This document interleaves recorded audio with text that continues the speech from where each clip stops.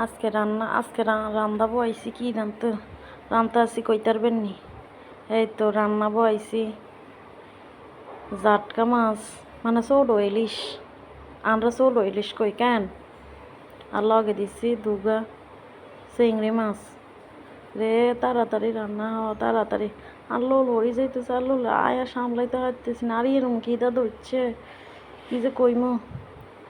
আরে পরে দিছি খাবলায় দিছি, পরে মাছ জোল দিয়া দিছি, কই তাড়াতাড়িও তাড়াতাড়িও।